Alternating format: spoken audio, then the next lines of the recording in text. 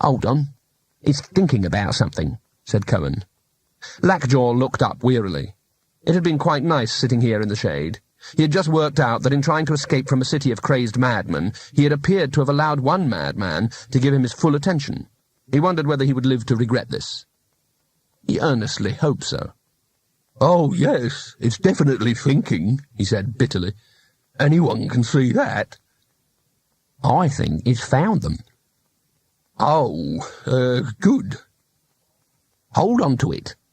"Are you mad?" said Lackjaw. "I know this thing, trust me. Anyway, would you rather be left with all these star people? They might be interested in having a talk with you." Cohen sidled over to the luggage, and then flung himself astride it. It took no notice. "Hurry up," he said. "I think it's going to go." Lackjaw shrugged and climbed on gingerly behind Cohen. "Oh," he said, "and how does it grow?"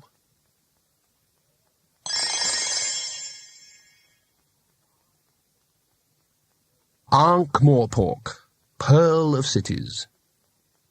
This is not a completely accurate description, of course. It was not round and shiny, but even its worst enemies would agree that if you had to liken Ankh-Morpork to anything, then it might as well be a piece of rubbish covered with the diseased secretions of a dying mollusk. There have been bigger cities. There have been richer cities. There have certainly been prettier cities.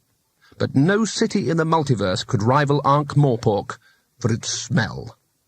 The ancient ones, who know everything about all the universes and have smelt the smells of Calcutta and Kuzk and Dauntakum Musport, have agreed that even these fine examples of nasal poetry are mere limericks when set against the glory of the Ankh-Morpork smell.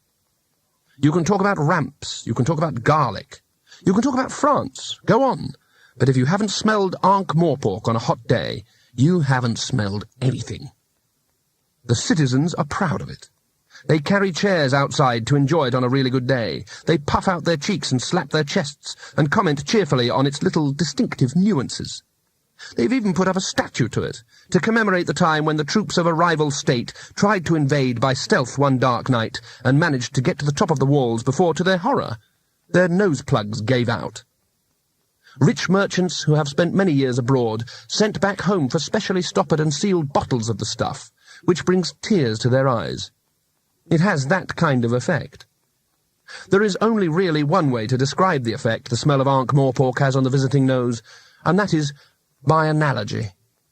Take a tartan, sprinkle it with confetti, light it with strobe lights. Now take a chameleon. Put the chameleon on the tartan. Watch it closely. See? Which explains why, when the shop finally materialized in Ankh-Morpork, Rincewind sat bolt upright and said, "We're here." Bethan went pale, and Twoflower, who had no sense of smell, said, "Really? How can you tell?" It had been a long afternoon.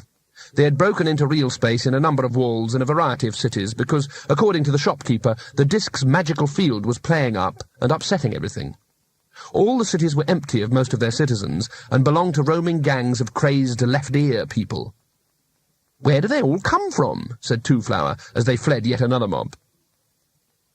"Inside every sane person there's a madman struggling to get out," said the shopkeeper. "That's what I've always thought. No one goes mad quicker than a totally sane person." "That doesn't make sense," said Bethan. "Or if it makes sense, I don't like it." The star was bigger than the sun. There would be no night tonight. On the opposite horizon, the disk's own sunlet was doing its best to set normally, but the general effect of all that red light was to make the city, never particularly beautiful, look like something painted by a fanatical artist after a bad time on the shoe polish. But it was home. Rincewind peered up and down the empty street and felt almost happy. At the back of his mind, the spell was kicking up a ruckus, but he ignored it. Maybe it was true that magic was getting weaker as the star got nearer, or perhaps he'd had the spell in his head for so long he had built up some kind of psychic immunity, but he found he could resist it. "We're in the docks," he declared. "Just smell that sea air." "Oh," said Bethan, leaning against the wall. "Yes." "That's ozone, that is," said Rincewind. "That's air with character, that is." He breathed deeply. Twoflower